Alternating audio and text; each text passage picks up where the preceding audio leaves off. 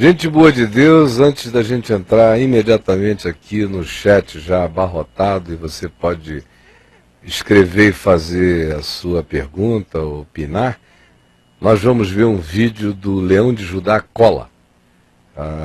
Depois eu comento a respeito. Por enquanto, assista essa preciosidade da demência religiosa. Meu Deus. Olha só como é patético. Eu quase não navego na internet, no ambiente religioso evangélico da internet, porque me deprime. Porque 95% do que eu vejo é anti-evangelho. É isso que eu aqui anunciei hoje, que Paulo prega, que está no evangelho, e que é proposto para as pessoas como obediência à vontade de Deus, com base em argumentos malucos, como o de um cara desse. Coca-Cola é óbvio que não é a melhor coisa para a gente ficar bebendo, mas não é por causa da saúde, não é porque a água é melhor, não é porque suquinho de fruta é melhor, não é porque ela é totalmente artificial e a longo prazo ela gera alguns prejuízos. Não é por várias razões de natureza médica. Mas é só por isso, como também tem um monte de coisas que eu como todo dia, se eu comesse. Hoje em dia se sabe que se você se tornar um carnívoro e comer carne todo dia, sua propensão a desenvolver câncer é muito maior. Mas a carne não é maligna, eu tenho que ver o que me convém, o que me edifica. Quais são os equilíbrios, os balanceamentos que eu devo fazer na vida. Uma cervejinha não tem nada demais. Agora, se eu todo dia entorno latas e latas de cerveja, eu vou ficar um alcoólatra, minha vida vai se prejudicar. Uma dose de uísque não faz mal a ninguém, 2, 3. Agora, comece a fazer disso garrafadas diárias que você vai ver onde a sua vida vai parar. E assim por diante, tudo mais na vida, o nosso chamado é a moderação. Todo excesso faz mal à alma, como diz o meu texto que roda de vez em quando aí na VMVTV, está lá no site. Mas a loucura que Paulo denunciava entre nós é o elemento prevalente. As pessoas vivem pastoreadas pela loucura, pelo excesso, pela insanidade, pelo medo, não importando se é via legalismo, se é por causa de usos e costumes que se tornaram sacrossantos, se é pelo medo do contágio que certas coisas causam, segundo lhes é dito, ou se é por imposição neurótica familiar, seja lá o que for, mas as pessoas vão adotando para si posturas de proibitivas. É quase como se Deus tivesse dito: de nenhuma da árvore do jardim vocês podem comer, exceto da árvore do conhecimento do bem e do mal. Porque inverteu o negócio desse modo. De modo que vida de crente é um inferno. E o cara fica aí nessa agonia. Aí ele ouve um ritmo que ele gosta, um Emerson Nogueira que tocou aí, tão gostoso. A gente, meu Deus, por que o Caio não estava tocando a Cassiane? Ou alguma outra coisa assim. Aí ele suporta o papo de graça, mas naquela hora ele diz que o Senhor tenha misericórdia e não deixe que essa música contamine a mente dos outros que vão ouvir o Evangelho, porque ele acabou de pregar o Evangelho, mas essa música aí, ai meu Deus. E ele gosta do ritmo, gosta de tudo, mas porque o cara não está começando dizendo aleluia, amém ou não amém? Me deu um J, me deu um E, me deu um S, me deu um U, me deu um S, aleluia, amém, amém, irmãos. Não serve. Ou, como outro dia eu vi aí, me mandaram um link, alguém querendo que eu fizesse um programa sobre aquilo, eu falei, vou perder meu tempo com isso. De um pastor que está aí alucinado na internet, um desvairado, dizendo para o pessoal que se eles não, olha, caiu o preview aqui fora de novo, se eles não pronunciarem corretamente o nome de Jesus, está todo mundo no inferno. Tem que ter as letras certas, a pronúncia certa, tem que ser tudo bonitinho, de acordo com o que ele entende que seja a fonética hebraica do nome de Jesus, porque senão Jesus não ouve, Jesus não atende, e você está invocando um espírito mau, ao invés disso. Aí, um monte de gente, chegou um que me mandou uma carta dizendo, pelo amor de Deus, responda, tire-nos essa dúvida, porque isso está fazendo um mal enorme ao coração de milhares de cristãos que estão na dúvida. Aí eu digo, não é possível, me tira o tubo. Me tira o tubo porque não dá. Os caras ouvem a palavra, ou têm a Bíblia, mas a palavra não entra neles, eles não entendem.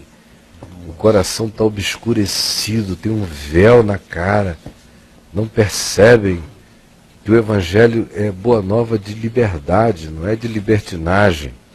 É de liberdade para ser, para usufruir, para viver, para julgar por você mesmo o que convém, o que não convém, o que edifica, o que não edifica, para ter esses critérios sobre os quais a gente falou anteriormente, onde eu sou um dos critérios e o outro é o meu próximo. Mas o que passar disso, meu amigo, vem do maligno e não tem nenhum valor contra a sensualidade. Você vai ver a vida de um maluco desse aí do Leão de Judá cola, sabe Deus o que está colando na vida dele, na família dele, na maluquice dele, nos negócios dele, nas falcatruas dele, sei lá. Mas fica com esse argumento aí para os idiotados ficarem cada vez mais neuróticos, né? Agora, Caio, eu me lembrei de eu trabalhava numa rádio lá em São Paulo e tinha um quadro de humor na rádio, e não era uma rádio gospel, era uma rede de rádio jovem. E aí tinha um quadro de humor nessa rádio que satirizava esse estereótipo de pastor, né? E um dos locutores da rádio era evangélico. É um cara de bom coração, um cara legal, mas um cara que ainda estava atrasado, tentando, né, entender as coisas, né? E ele, toda vez que colocava esse quadro no ar, ele se sentia na obrigação, se fosse no horário dele, de baixar o volume do som do estúdio e ficar só vendo o VU, né, os ponteirinhos da mesa, para ver que o áudio estava modulando.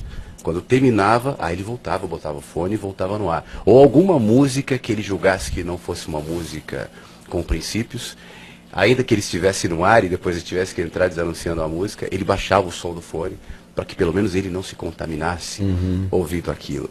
Eu tinha pena, achava engraçado, eu não falava nada, não entrava em discussão com ele, mas como isso está na cabeça das pessoas, né? Por uma série de razões, eu acho que a principal, ou uma das principais, é porque a gente morre de medo de liberdade.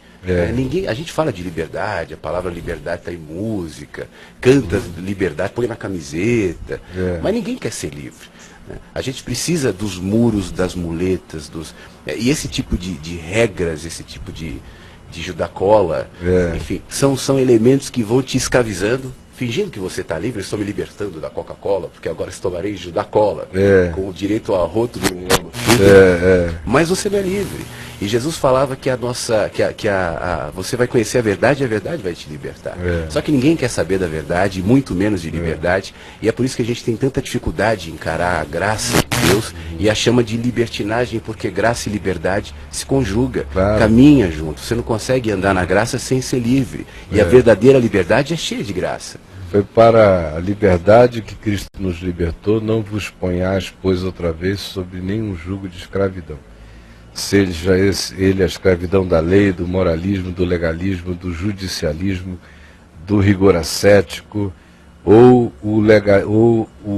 a escravidão da libertinagem, que é uma escravidão, escravizante, do mesmo modo. Então, de um polo ao outro, o Evangelho é uma via de equilíbrio, de bom senso, de moderação, obedecendo o que Jesus ensinou, encarnou, praticou, viveu, gestuou e apresentou como trato dele para com a vida. Isso é o Evangelho para o qual eu sou chamado a viver.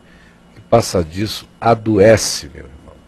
E ninguém que não se enxergue, não se trate, não se cure, não se olhe, consegue caminhar em liberdade. Eu acho que essa é uma das razões também pela qual tanta gente tem medo de ser livre, porque ele vai ser obrigado a se enxergar, e inclusive identificar essas muletinhas que ele tem. E o cara, às vezes, ele entra numa de que ninguém pode beber nada.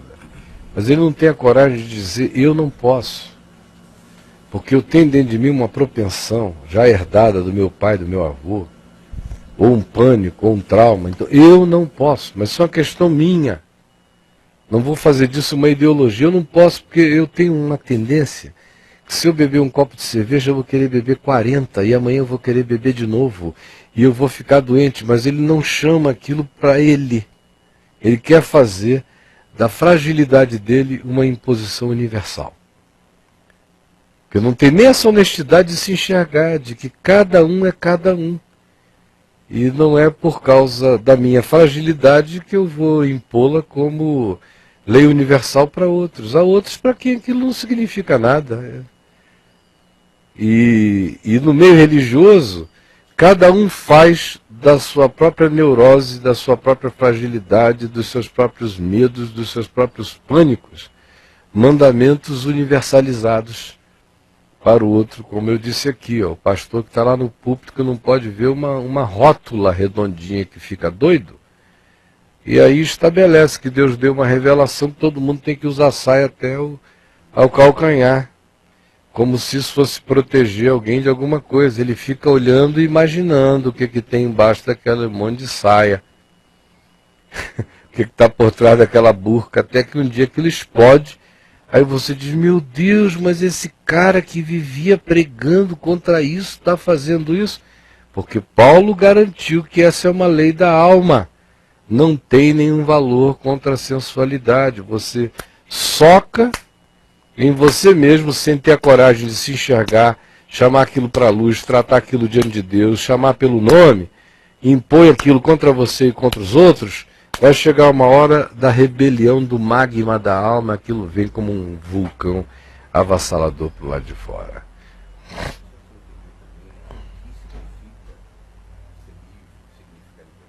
Sabe que me incomoda muito quando eu vejo esses discursos evangélicos, né, o pentecostais geralmente, dizendo que, nossa, aqui somos livres. Por quê? Porque nós tocamos bateria. Nós somos livres porque eu ando com uma camiseta escrito Jesus, rock and roll. Como se liberdade tivesse a ver com isso. Quando na realidade ela transcende isso, ela está aqui dentro, ela está aqui, mas é difícil fazer. Ou então eu sou livre porque eu não sou mais da macumba. E coisas desse tipo, né? Aí ao mesmo tempo ele está lá, numa outra macumba, acho que tem um microfone passando ali para ele, com mil proibições, e regras e mais regras e mais regras, como diz Isaías, preceito e mais preceito. E Deus dizendo, esse povo vive disso, de regras e regras, preceitos e mais preceitos. O tempo todo o coração fica endurecido, eles não se convertem, eles não me conhecem, e eles não sabem que o meu caminho é conhecimento, é discernimento, é amor na verdade, é ter a liberdade como aquilo que não me fará mal e não fará mal ao meu próximo. A liberdade habita essa dimensão. E quem não compreende isso vai ralar a vida inteira, vai adoecer, vai fazer mal aos outros. E eu fico com pena dos que são pastoreados por essas mentes, que pegam a sua neurose, a sua tara, vestem-na de falsa humildade, de rigor ascético, e impõem como leis comunitárias. Aí você vê a sexualidade da garotada toda arrebentada, dos casais, e é um monte de gente que vai ficando com uma vida de bonsai, podados, castrados, diminuídos, até que chega uma hora que os hormônios explodem, a alma não suporta mais aquele negócio. Aí ou o cara se desvia do grupo e é considerado desviado porque não suportou mais aquilo, ou então ele vira um hipócrita. Pro lado de dentro ele apresenta aquela fachada, pro lado de fora ele se esquizofreniza e vive a vida mais louca que ele pode viver. E vai para o outro polo, para o outro extremo. Mas por falar em liberdade, antes do Braulio começar aqui a ler o chat, vá lá no meu site, no caiofabio.net, escreva a palavra liberdade. E você vai encontrar vários textos, entre eles um que eu recomendo principalmente, que diz que liberdade dá vertigem.